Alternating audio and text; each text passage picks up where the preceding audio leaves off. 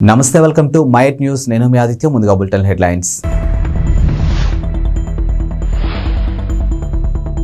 Flight ticket తీసుకోలేదు, అయినా దేశం దాటిన రష్యన్ పౌరుడు.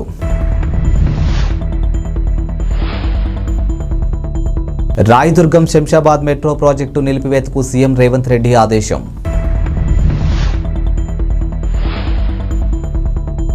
అధికారిక నివాసం ప్రజాభవన్లోకి కుటుంబ సమేతంగా అడుగుపెట్టిన డిప్యూటీ సీఎం బట్టి విక్రమార్క.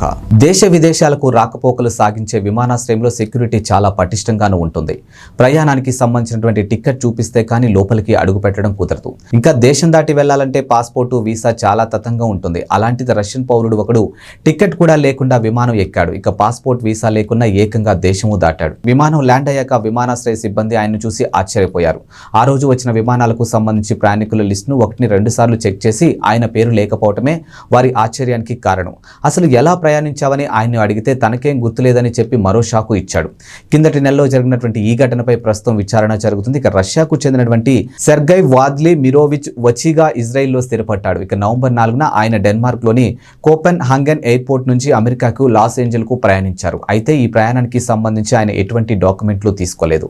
ఇక పాస్పోర్ట్ వెంట తీసుకుని వెళ్ళలేదు. ఇక టికెట్ కొనలేదు, వీసా కూడా తీసుకోలేదు.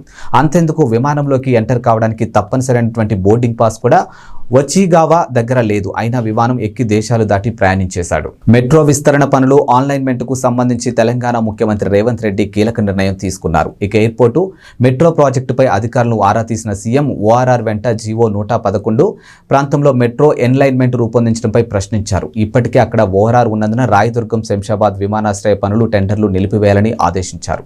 ఇందుకు బదులుగా 2 ప్రత్యామ్నాయాలు సూచించారు. ఇక చంద్రాయనగుట్ట, మైలార్ దేవుపల్లి, జల్పల్లి విమానాశ్రయ రూట్తో పాటు చంద్రాయనగుట్ట, బార్కా, శ్రీశైలం మార్గాన్ని అధ్యయనం చేయాలని సీఎం అధికారులను సూచించారు. ఇందులో ఏది ఖర్చు తక్కువైతే దానికి ప్రాధాన్యత ఇవ్వాలని అధికారులకు తెలిపారు. ఈ రూట్లతో తూర్పు, మధ్య, పాత నగరాల్లో జనాలకు రవాణా సౌకర్యం అందుబాటులోకి వస్తుందని సీఎం రేవంత్ రెడ్డి అభిప్రాయపడ్డారు.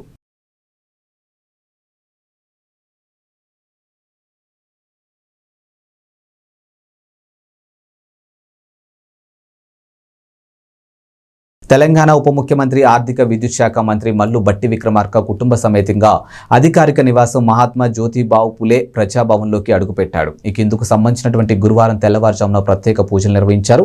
అక్కడే ఉన్న మైసమ్మ దేవాలయంలో పూజలు నిర్వహించారు. ఆ తర్వాత తన కార్యాలయంలో బాధ్యతలు చేపట్టేందుకు సచివాలయానికి వెళ్లారు. కాగా పూజా కార్యక్రమాలకు సంబంధించినటువంటి ఫోటోలను భట్టి విక్రమార్క సోషల్ మీడియా వేదికగా పంచుకున్నారు. పూజా కార్యక్రమంలో భట్టి భార్య, ఇతర కుటుంబ సభ్యులు, ఆయన అనుచరులు, కాంగ్రెస్ నేతలు పెద్ద సంఖ్యలోనూ పాల్గొన్నారు. కాగా బీఆర్ఎస్ ప్రభుత్వంలో సీఎం అధికారిక నివాసంగా ప్రజాభవన్ ఉండేదని, అయితే సీఎం నివాసాన్ని వేరే ప్రాంతానికి మార్చాలని కాంగ్రెస్ ప్రభుత్వం యోచిస్తోంది.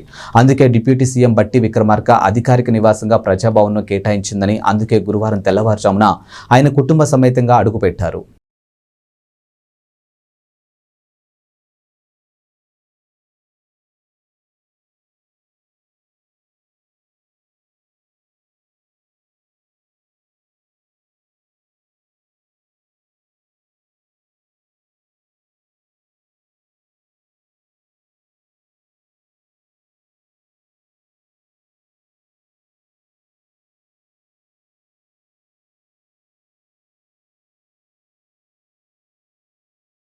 ఏపీలో వైసీపీ మళ్లీ అధికారంలోకి రావడం అసంభవమని టీడీపీ నేత, పార్టీ ఉత్తరాంధ్ర ఇన్ఛార్జ్ బుద్ధా వెంకన్న అన్నారు.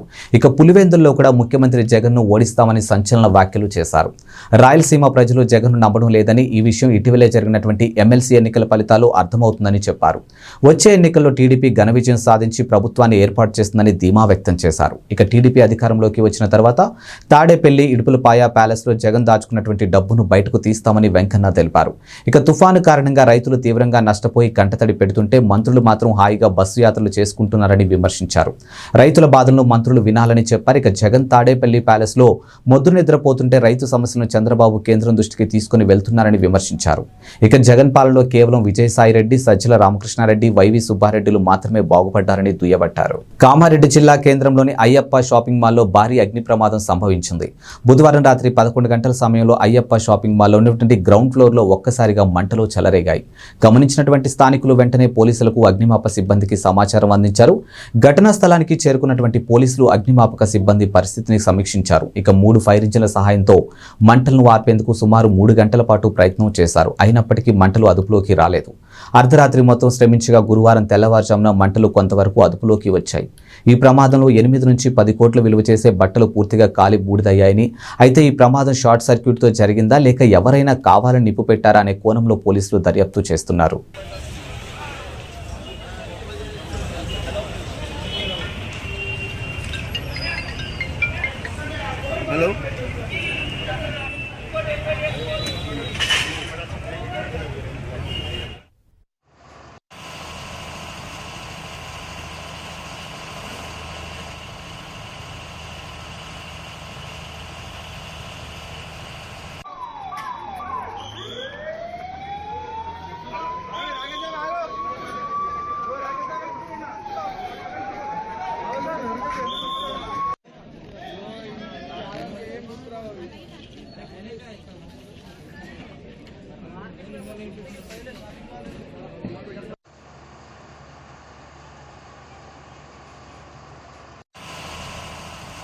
బీఆర్ఎస్ అధినేత మాజీ సీఎం కేసీఆర్ను వ్యవసాయ మార్కెటింగ్ శాఖ మంత్రి తుమ్మల నాగేశ్వరరావు పరామర్శించారు. ఇక బుధవారం హైదరాబాద్లోని సోమాజిగూడ యశోద ఆసుపత్రికి వెళ్లిన మంత్రి కేసీఆర్ను కలిసి ఆయన ఆరోగ్య పరిస్థితి గురించి ఆరా తీశారు. ఇక త్వరగా కోలుకోవాలని, ప్రజలకు సేవ చేయాలని ఆకాంక్షించారు.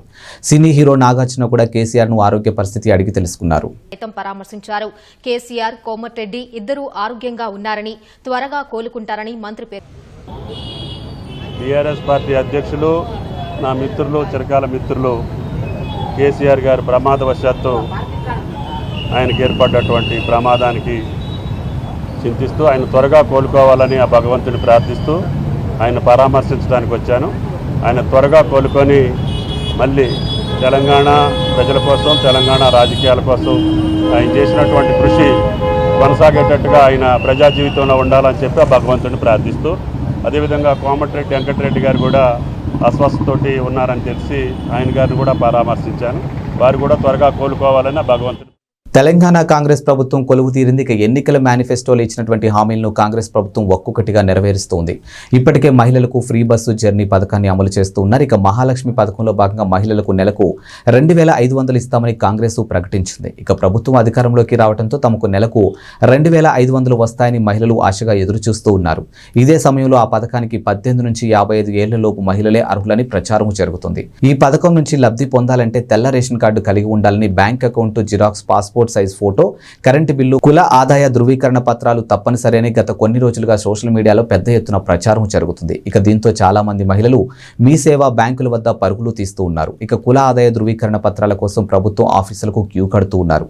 అయితే అదంతా తప్పుడు ప్రచారమని ప్రభుత్వ అధికారులు చెబుతున్నారు. కొందరు కావాలనే సోషల్ మీడియాలో తప్పుడు ప్రచారం చేస్తున్నారని, మహాలక్ష్మి పథకానికి సంబంధించినటువంటి విధి విధానాలు ఇంకా ఖరారు కాలేదని చెబుతూ ఉన్నారు.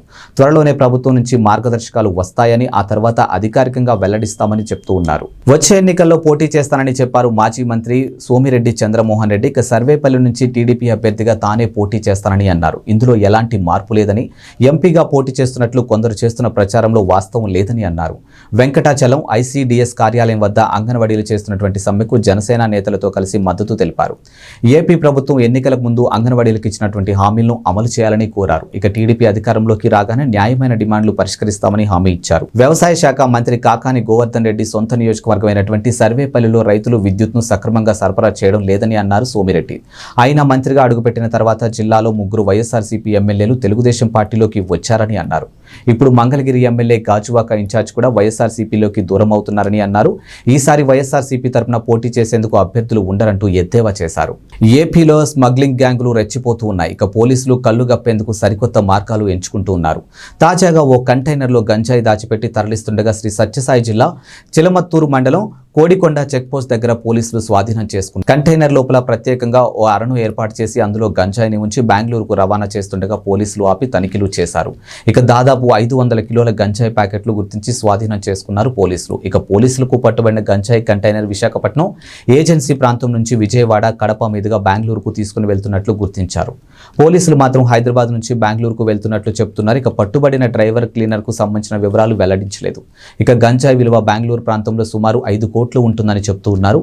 ఇక న్యూ ఇయర్ వేడుకల కోసం భారీ స్థాయిలో గంజాయిని రాష్ట్రం దాటిస్తున్నట్లు చెప్పుకొచ్చారు. ఈ ముఠాలోని సభ్యులు మధ్య విభేదాలు కారణంగానే కంటైనర్ వస్తున్నట్లు సమాచారం పోలీసులకు అందినట్లు ప్రచారం జరుగుతుంది.